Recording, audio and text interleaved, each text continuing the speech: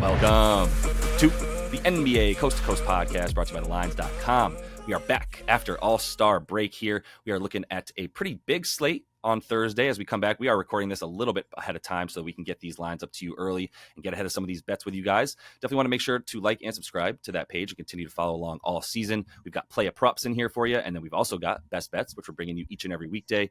Also want you to head to thelines.com and use that prop finder tool to make sure you're seeing all the odds in front of you and getting the best juice on all these play of props that you're making this season. Nate, let's go ahead and get right into your first play of prop here.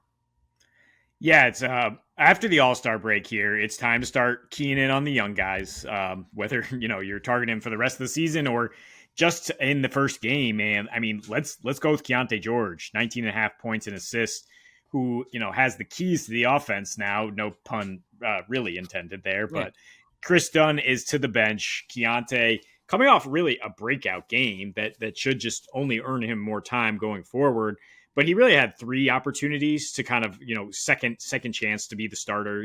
Early in the season, it was kind of a disaster. But when they moved the three rotation pieces at the deadline, they moved Keontae into the starting lineup. It's tipping their hand. Utah, once again, we're not really interested in a play-in spot. We want to develop some young guys.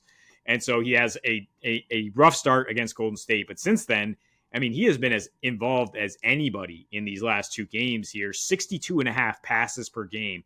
70 passes received. Both are seventh in the NBA, 10 potential assists, and he's shooting 71% on catch and shoot opportunities as the Jazz kind of move it in and out. They've got four guys who can create on the floor with him. And, Charlotte, while they close pretty strong, it's still not a good defense, not a team you're going to trust to stop Utah on the road.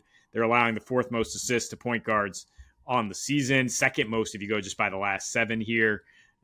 So I expect Keontae to have a nice game, and I expect the same theory basically on the other side of the ball is Trey Mann and the Hornets. Give me his props again, and let's target these young guys. I will do that, Nate. I will give you his props because I love taking Trey Mann once again. We were both on that last time. I was a bit more on the PR. You were on the PA. He got a bajillion points, rebounds, and assists last game. He had both of those bets locked up before halftime of their last game, which was also a win that we called for these horny Hornets as they've been looking pretty good, man.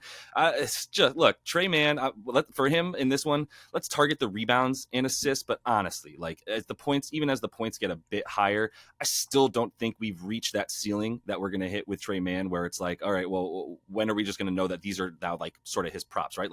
12 and a half points does not scare me either. I know that he was playing against Atlanta last game, and that is a team that is just you can get whatever you want as a point guard. You can get rebounds, you can get points, you can get whatever you want against that awful above the break defense for the Atlanta Hawks. And now you bring in, you bring him in against a team that is pretty much just as bad, to be honest with you. And God bless Keontae George. He was my dark horse that I got at 80-1 for rookie of the year. I saw him at Summer League, and I was I'm pretty convinced that this dude is an NBA point guard for sure. And I think that's been the case now. We've seen a couple guys like Scoot Henderson as well. And the Blazers, similar concept to Keontae, where it's these dudes are now getting the time the rest of the season. Their coaches have announced that they would like them to see them in these roles. And with Keontae out there, he might be a very able passing point guard, and he can even run an NBA offense already. Not the best above the break defender at this point. And so Trey Mann is going to be all over the place. One of the best rebounding point guards that we've seen, honestly, in a while at this point, like Rajon Rondo style when he was on the Celtics, just playing a lot of getting into the paint and mucking it up on defense. Dude can sky, by the way. Has some of the craziest bounce in the league for Trey Mann. Some people have said the best vert in the league, to be honest, even for a guy his size. So I will go with the 11.5 rebounds and assists. If you were hey, I want to take 23.5, 24.5 points, rebounds, and assists, I would say Godspeed. I totally believe in that as well. The amount of shots that he's taking, I think, will only continue to go up, right? We saw him take, how many shots did he take? He took 12, 13 shots last game. He's getting those field goal attempts up now for this team. I don't love how much he doesn't get to the free throw line for an attacking guard. But let's see how he eases into things, because for now, we're taking the rebounds and assists for the simple fact that 12 rebound chances in 3 games as a point guard is awesome. And so that rebound number continues to be a bit low for him. And obviously Charlotte doesn't really have a center. Like Nick Richards, not really it. Mark Williams would be a very good center and might take some of those boards away from him if he were playing, but I believe he's still hurt as well. So and then with Grant Williams in there, he's been pretty good on defense, not quite the same rebounding that you might want. So that's why the roughly 12 chances have been there for Tre Mann, and I think he's good to get about 5 or 6 in this game. And then the assists and the potential assists and everything for him as well over the course of the last 3. Obviously leading the team in that. He's clearly going to be getting about 11 to 12 potential assists as well. So we're talking about basically getting 50% of his potential numbers and if actually filling them up with stats for both the rebounds and the assists. For the Jazz, how many assists do you want to get? Like, this team does not stop you, does not play well, does not move well. There's no like going out and finding the shooters. There's always open threes against this team, and there's always open assists down low as well. We've seen guys able to penetrate up top for them a lot, and that's a big reason for why they're giving up basically the most assists in the league, right? And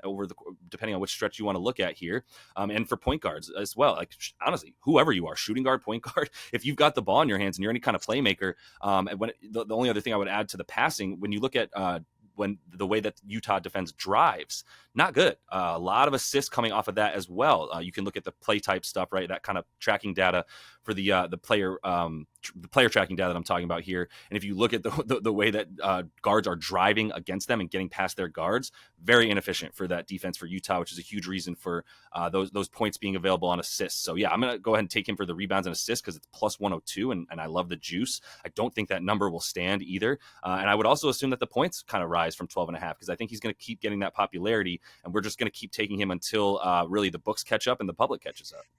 Yeah, I think the peripheral stats is where the books have really mislabeled it. Like, yeah, points, like he's going to be a 13, 14 point scorer in this role. Like but I mean, he's averaging 14.3 so far in terms of rebounds and assists, and this number isn't close to that. And it's going to regress a little bit, but honestly, like there's room for the rebounds to go up, especially in a fast paced game. There's room for the assists to go up in this particular matchup. And I mean, yeah, we're getting over his average here pretty easily in terms of the prop. I just want to add that I was also looking at Charlotte as a pretty nice cover there as well. I know it's Utah at home, but 9.5 points. Like, let's give them a little bit more respect than that, to be honest. That's where I'm at. I mean, Charlotte came home for us against the sad Atlanta Hawks, but I'm not going to plant that flag coming out of the break quite yet. If they show me something, then we'll keep that in mind. But let's go back to your Knicks, and Precious Achiuwa, who you mentioned off the top, earning minutes. I mean, he's going to play big time whether Hartenstein's back or not. We do expect to see Hartenstein, but I'll take Precious over 21.5 points rebounds. You can move that up to 22.5 to get a better number on your odds return. But either way, I mean, he's played 40 minutes in 8 straight games. 5 with Hartenstein, 3 without him. He did go crazy the last 3 without Hartenstein, but still averaged 14 and 10 in the ones with Hartenstein. They are tied for the 4th highest contested rebounding rate in that 8-game span, as Precious is handling 18.6 rebounding chances to get his 11 boards. And, scoring plenty too. If you play 40 minutes and the attention drawn from the Knicks guards is there, like, you're going to score, and you're going to score against the Philly defense that's really struggled down low in their last 7. If we look at, after they came back from their road trip where they were just like, oh man, is the season over? Like, Embiid can't go. And like, they we'll throw out those results and just say, since they reset, they're still the 4th worst defensive rating, still giving up the 4th most second chance points, 8th most free throws, and they're about 20th in rebounding rate. So I think Precious, you can pencil him in for 42 minutes ish until Randall returns. And I think he'll cruise past this number. The minutes is crazy, right? Like, yeah, that is a huge part for it as well. I'm just going to close things out in our player props by sticking in this game and talking about Dante DiVincenzo. I just got to go back to it. The volume is there. He's at 20.5 points. The fear with this bet in going over for Dante would be that Bojan comes in and Alec Burks comes in and they eat into his usage. But I don't think that's going to be the case for a couple reasons. One, we've already seen at least one game. Now, Bogey's got to get integrated a bit more. But I don't think integrating someone like Bojan Bogdanovic is going to mean you go stand exactly where White Dante was standing and take his shots. Like, that's not going to be the case here. Dante DiVincenzo has been taking all of his stuff on catch and shoot. And Bojan was brought in because not only is he an incredible shooter, he's an incredible shooter off the dribble, and he's actually a playmaker. And I think that's going to be why Dante doesn't see his usage and his volume on offense really eaten into too much by a guy like Bojan. Now, Alec Burks might be that guy, but even Burks is going to be a little bit more on ball than Dante DiVincenzo, who now leads the league in catch and shoot shots. He is the dude who is standing out there waiting for the ball, and he's been shooting from like 30 feet away, man. He's been showing some range as well. I don't love having to like bet on a guy's points where you're like, all right, I kind of need him to hit shots to get this. But when the volume of shots, he's taken 19 shots per game over the course of his last 10. If you dumb that down to the last 8 as well, it's really, that's what's important here. In the last 8 games, we're talking about 22 field goal attempts per game for Dante DiVincenzo, almost 23. From three-point land, we're talking about 13 of those shots coming from 3 as well. 13 3-point attempts per game over the last 8 games, and that's when we saw everybody go down for the Knicks as well. So the last 10 really doesn't matter for me because 2 of those games were still with guys eating into his stuff, with OG Anunoby out there, Julius Randle out there, and now you look at without Julius over the last 8, and dude is averaging more than 23 and a half points per game. And like I said, it's really the volume. He's leading the league in the catch and shoot field goal attempts and catch and shoot points per game over the course of the last 8. That's what I was talking about as well with the way that this Knicks offense is now running pretty good spacing these days. I'm not saying you can't win with Brunson and Julius Randle. I really don't want to have that conversation. I'm just saying if you're not Julius Randle and you're a Knickerbocker who's now playing alongside Jalen Brunson, you're getting open a lot. And if you wanted to start looking at some Jalen Brunson assists and points and assists, I'm with it. It's just that he's also looking to shoot a lot. So it's like these 2 dudes between Brunson and Dante over the last 8 games are basically at like a 43% usage rate. They're taking all the shots, man. That's it. There's really nobody else out there. Those shots have just transferred right from Julius Randle into Dante DiVincenzo. And so I'm just going to keep following that number. The 76ers are interesting. They've been a pretty good defense against catch and shoot. Now, a lot of teams have been doing a lot of catch and shoot against them because once you get into the lane, you really don't want to have to try to face Joel Embiid. Joel Embiid's not here anymore. And so that does make sense that like, maybe there's not quite the same level of like, okay, well, we get into the lane and we can't go up for the Knicks. But Dante DiVincenzo is either shooting threes or attacking the rim. So in that case, right, he is your stereotypical, I don't have a mid-range game. I have a get it and go game, or I can make this open shot. And that's what we're going to continue to see from him.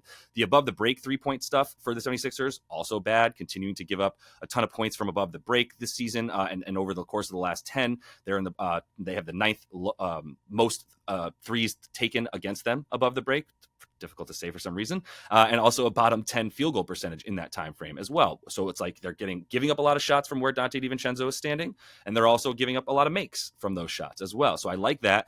Then we talk about the lack of rim protection for them, and DiVincenzo's 85%, the combination of shots for him, 85% of his shots are either coming from 3 or inside of the paint. And so that's the 2 places that Philly continues to be most vulnerable. I do think it's weird that Philly has actually limited the field goal percentage of guys on catch and shoot stuff, but that's luck more than anything. That's like a lot of regression to the mean coming back for them, where I think guys are going to continue to have those shots. So now they will start making them a bit more. But 20.5 points over for Dante DiVincenzo. I got to keep going with it until he shows me that like he's just on a complete cold streak, or we see that like Bojan has really eaten into his usage, which I'm not projecting. Yeah, it's actually 19 and a half most spots. You can get that for sure. Nice. -109 at Caesars on the over. And I was going to suggest, because you're talking about, I mean, his 3-point shooting has been the most notable thing for sure. I think, I don't know how much of that's out of necessity. Like, he's not going to take 15 threes anymore as we come out of the break. That's where Bojan's going to eat into it. But Dante is such a versatile player that I'm not that worried about it. Like, he will cut off Bojan, who you mentioned his playmaking skills. Like, he will score in the paint against this woeful Sixers interior D. He will make plays as well. Like, if you want to tack on 3 assists here, he's another guy he's out there for nearly the entire game if he can manage it. He had a week to rest his hamstring issue, and I think he'll score his points one way or another. I was just blown away to see, like, what's the 3-point prop? Oh, it's 4.5 at plus money. Like, he's getting the Steph props now. But he's shooting and scoring on the interior. So give the man his credit. Yeah, let's see how many 3-point attempts he takes, and we can talk about this. We can circle back on this one too. But I am going to take it at 19.5 for Dante DiVincenzo at this point. So that's all the time we have for you guys in this one. Continue to follow along. We will be back here on Friday for you with another one of these episodes with play-up props and best bets. So until we see you next, happy betting.